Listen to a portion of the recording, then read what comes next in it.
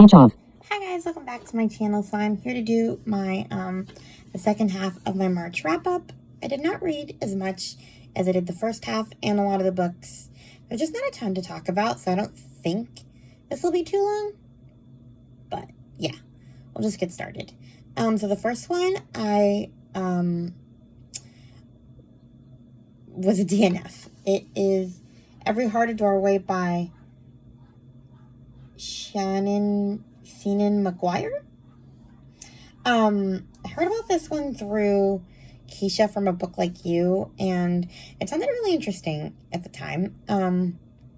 It's a series, and it's about like this school where like kids who came from other worlds go to when they come back and they can't adjust to being in the real world.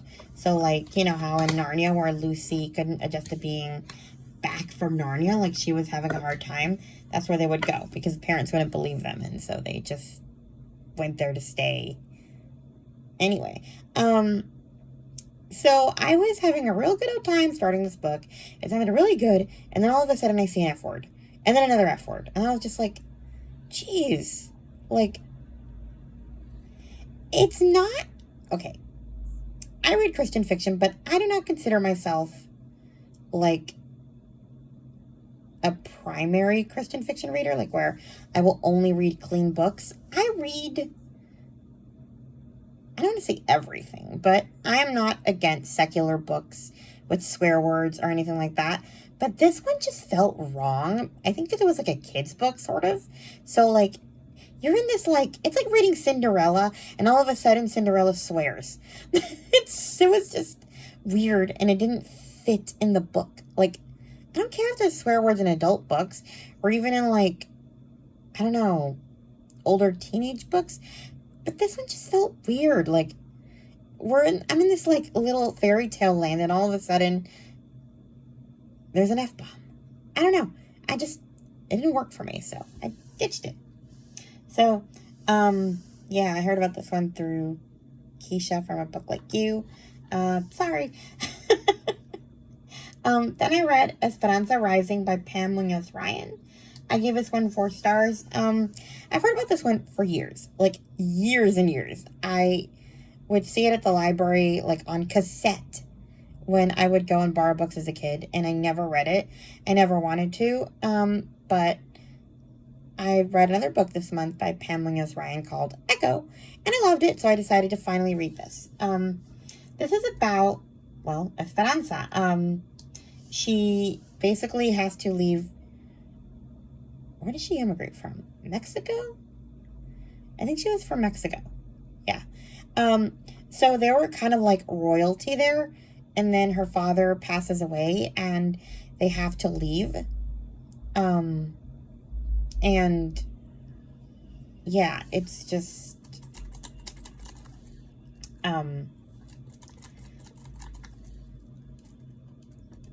I guess difficult for her because she's so used to like being kind of like royalty where they had like a nice house with servants, and all of a sudden, you know, she has to leave her home, and she's living basically as like, she's a worker essentially, like picking fruit and stuff. Her and her mom, and they're living with like the family that used to work for them. It's pretty interesting. It was a little cringy at times just because like there's this one scene where she's like sitting in the bath and waiting for the servant to give her a bath, and her mom has to like remind her like, you know how to bathe yourself, but where she lived before, it would have been perfectly acceptable to be bathed. So it was really interesting and also kind of sad. Like, I felt like nothing happy was in this book. I gave it 4 stars, though. It was okay. Then I read The Meanest Doll in the World by Anna Martin. This is the second book in the Doll People series. I started reading this book because of T, I think her name is, on YouTube. She mentioned the series and got me wanting to read them again. So I read 2 this month. I already talked about the first one. But in this one, Annabelle and Tiffany the two dolls, they end up in Kate's backpack. Kate is the one that owns the dolls. And they basically go to school and they run into a terrible doll. So, yeah, she's the meanest doll in the world. 4 stars. Then I read Kiki's Delivery Service by Aiko Kadono. I give this one 3 stars. I'd actually seen the movie for this one. I didn't even know it was a book series or a book. For the record, I'm not really that interested in reading the rest of the series. This one was okay. Like, I actually preferred the movie. Kiki just got herself into really ridiculous situations. Like, I mean, she has a delivery service because she's a witch, essentially. And she can fly, so she decides that she's going to have a delivery service. Okay, I need to back up. That's how much I care about this book that I'm, like, describing it wrong. Basically, the witches in this book, when they turn 13, they leave home and go and find a place to live on their own and get a job and all that. And so Kiki goes to this little town and decides to have a delivery service. And, like, she just... the things that she... like, the errands that she runs are just so weird. And, like, I might have enjoyed them if I was, like, a little kid, maybe. But, I don't know. I didn't really enjoy this one that much. It was fine. But, not something I want to keep going with. So, 3 stars. Okay. I did like her cat, Gigi. He was very funny. Like her cat familiar. And, yeah. So, then I read a book that Amanda from Book Lover Amanda recommended. And then I actually just saw Chloe from Always Books wrap up, and she read it too.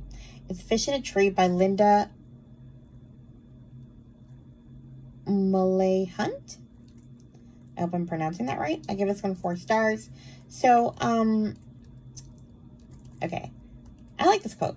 Everyone is smart in different ways, but if you judge a fish by its ability to climb a tree, it will live its life believing it is stupid. That's a quote from the book. And it's on the back of the book. So this is a book about a girl named Allie. And she's been smart enough to fool a lot of people.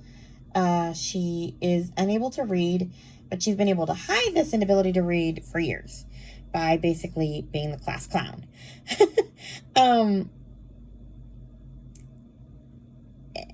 And then she gets like this teacher who finally realizes she's dyslexic and kind of helps her. I liked this book, but I also had some moments where I was just like, really? Like, it made me realize some things about myself, I think. So that's why it sort of bugged me. Because I'm not sure if I would have seen Allie for how smart she was or anything like that. I'm very surface level, I think. So I probably would have just been like the rest of the teachers and been like, you are annoying, go to the principal's office. I mean, I understood why as I read the book, but like on the surface, man, this kid's annoying. But like I said, once you kind of understand her, you understand what she's thinking, why she does it, you know. So you get into her head. But honestly, if you didn't have the book like to explain why she does what she does, this kid would be insufferable. Like, and wow. Like at the beginning of the book, this is a little, I don't want to consider this a spoiler. It's not like a relevant scene to the rest of the book, I don't think too much. But she is super proud of this card that she's going to give her teacher who's having a baby because it has flowers on it. But, you know, we know from the back of the book that she can't read.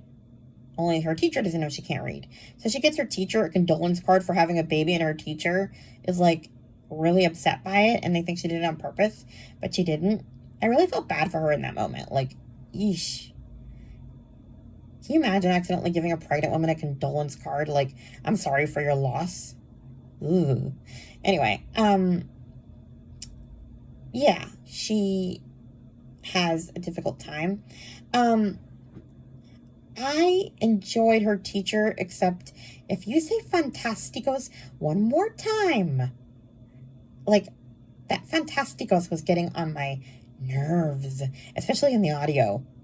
Hello, my little fantasticos. Like, stop. I beg of you, stop. But anyway, the other thing that I found difficult, I guess I can't relate to this, but it's also kind of an interesting concept to have the invisible disability, because my disability is front and center. I can't see. Everybody knows I can't see. And so in some ways it's kind of good because I don't have to, like, I never felt that I had to fit in with my peers, so to speak. I was actually, like, I was more friends with the teachers because the kids would rather play hide and seek than play Uno with me at recess or whatever. You know, like, it wasn't that the kids were mean. They just had better things to do than play sit-down games with someone who couldn't run around. You know, so everybody knew what I had. I'm going all over the place today. What I'm trying to say is that I had a really difficult time with her, like, not just telling her teacher what was wrong. And it made me think that, what would I do if I could hide my disability? Would I do it? Because she can totally hide it. Nobody needs to know she doesn't know how to read. Well, they should know, but you know what I'm trying to say. Like, she was able to hide it for years. And so, like, it kind of made me ask myself if I would do that. If I could, like, pretend to be quote unquote normal. And I don't know. I'm not sure. Because I just can't relate to that. I don't have an invisible disability. Mine's front and center. And so my friends were teachers, primarily. Like, teachers for me were everything. They were friends. They helped me. They were superheroes. They were, like, the whole world. I had some friends, like some blind friends, and we hung out at lunchtime and stuff. I went to regular classes at a regular school, though, so we weren't always together. So when I was in, like, regular classes, it was just kind of me on an island, and most teachers noticed, and they were nice to me. So for me, there's, like, the concept that you wouldn't ask for help when you needed help is just so foreign, because that's the first thing I would do. If I need help, teacher is the first one I'm going to go to. Like, so it was really hard for me to relate to her not wanting to do that. So in some parts of the book, I found that really frustrating. Also, I probably would have loved spending after school time with the teacher as a kid. Like, that's what I hung out with. I mean, I literally text a few of them to this day. Hi, Miss Schindler. Anyway, so yeah, there's that one. I give it 4 stars. I think I liked Focused, which is another one of Amanda's recommendations, more than I liked Fish in a Tree. But I did enjoy it. Take out the Fantasticos and I might give it a 5-star. Next, I read Across the Rolling River by Celia Wilkins. I give this one 4 stars. This is the 5th one in the Caroline Years Little House series. I actually wasn't planning on reading this, but NLS, or, you know, the Braille Institute Library, finally added book 5 to their audiobook catalog. For some reason, they had all the books except book 5. So I stopped after book 4 and decided to wait until book 5. I figured it would be, I don't know, a year, 2 years. I wasn't expecting it that fast, but yeah, I read it. And I'm going to read the last 2 this month, probably. Maybe, we'll see. Maybe I'll spread them out. But yeah, it was an unexpected read. They're still in the same place. Caroline goes to school, and yeah, I mean, they have the teacher boarding with them. So Caroline really loves her teacher, and I don't know, it was okay. It was just a lot of prairie fun. The last 2 books, it looks like there's a time jump in book 6. Like, it's like 3 or 4 years have passed. So, yeah. Anyway. Then I reread The Cruelest Month by Louise Penny. I give this one 4 stars. This is the 3rd book in the Armand Gamache 3 Pines series. I'm catching up for this podcast I'm listening to. Currently Reading Podcast is doing, like, a Journey to 3 Pines. They'll do an episode dedicated to a 3 Pines book every couple of months. It's an extra, like, bonus episode. They just released their episode for book 5, so I still have a couple books to catch up on, and then I can kind of take a break and just read one every other month. I enjoy them, but I also kind of get sick of obligated reading, so to speak, but I also don't want to, like, fall behind. Anyway, so there's that one. Can't really talk about it much. Then I read Shooting Kabul by N.H. Sensei. I think that's how you say his name. I heard about this one first through Krista from Books and Jams, and then Jen's Reading Life talked about it. So I gave this one 4 stars as well. This one's about Fadi. His parents make the decision to illegally leave Afghanistan and move to the United States. And when their underground transport arrives, there's a bunch of chaos, and Fadi loses his younger sister in the crowd of people trying to get onto the trucks to escape. And then, like, it's kind of like the will they find the sister type of thing. And then, September 11th happens, and you get the drift, right?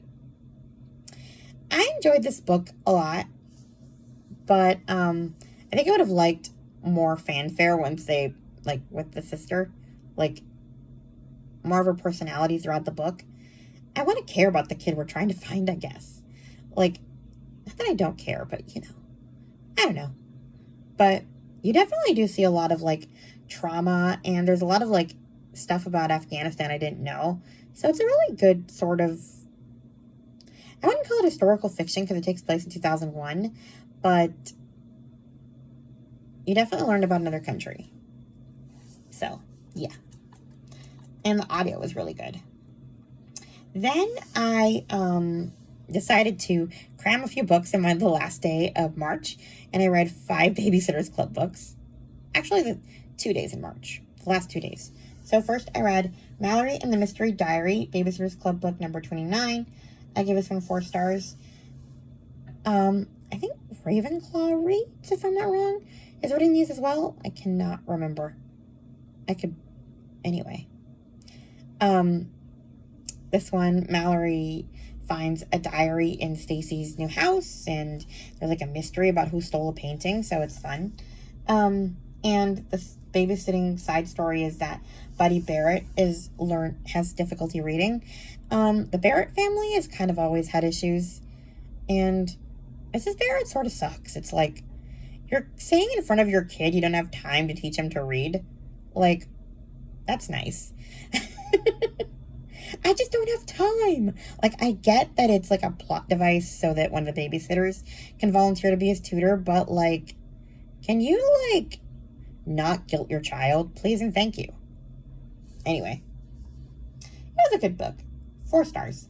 Then I read Babysitter's Winter Vacation. It's Babysitters Club Super Special number 3. I give this one 2 stars. They go to, like, Vermont or someplace for winter vacation, and there's like a bus accident and they have to take care of a bunch of kids. As usual, Babysitter's Club book has to involve babysitting, but I just didn't care about anybody, so I gave it 2 stars. But I think part of the problem is that, like, the super specials are not on audio, and I read them through Bookshare, which is this online Braille library, but they don't always describe certain things. So, like, if there's a postcard or a journal entry, it'll just say image in Braille. It doesn't read the journal entry. Whereas if you listen to the audiobook, if it existed, it would read the journal entry. So I feel like I miss a lot when I read them in Braille. I don't know why they did them this way, but Audible, get on recording the super specials and the mysteries and the other ones, because I am very happy that you recorded the main Babysitters Club series, but can we get on with the other, like, spin-offs in that series? Because blind people need them. Thank you. Anyway, 2 stars. Then we're back to the audiobooks. Higher ratings. Marianne and the Great Romance, Babysitters Club book number 30. Gave this one 4 stars. This is where, spoiler alert, Dawn and Marianne's parents get married. I mean, am I really spoiling Babysitters Club books? If you read them, you read them, and if you haven't, you're not that interested. as an adult, I think. Or you probably know from the TV show. Whatever. But yeah, they get married. In the most boring wedding ever, I read like later books, even, you know, the ones that were available in Braille when I was a kid, so I knew they were married, but I never saw them get married, so that was fun. But geez, I'm not into weddings, but Christy's mom and Watson's wedding was way better. Their wedding was dull. So, yeah. There's that. And then I read Dawn's Wicked Stepsister, which is number 31 in the series. It's literally just kind of keeps going from the wedding and kind of is like them adjusting to being step-siblings, Marianne and Dawn. And honestly, Sharon and Marianne's dad, I already forgot his name. Richard, I think? Richard Spear. Whatever, but, yeah. It was interesting. Wait, which one is where all the Pikes get injured? Was it 30 or 31? Whatever. In one of the books, all the Pikes are, like, sick or injured at, like, all at once. Like, slowly, they all fall like dominoes. Some with sicknesses and some with injuries. It is wild. And, like, the Babysitters Club obviously has to save the day. But as an adult, I'm reading these and going, can you get some neighbors? Like, what is wrong with you people? Why aren't two teenagers cleaning up after you and your 8 children? And also, when you have 4 or 5 children, ill or injured, can you not go to a party? Is that possible? Yes, I'm fully judging these parents. It's allowed.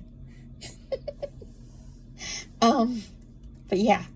And the last one I read was Christy and the Secret of Susan. This is book 32. I gave this one 5 stars. Christy babysits for this little girl named Susan who's on the spectrum.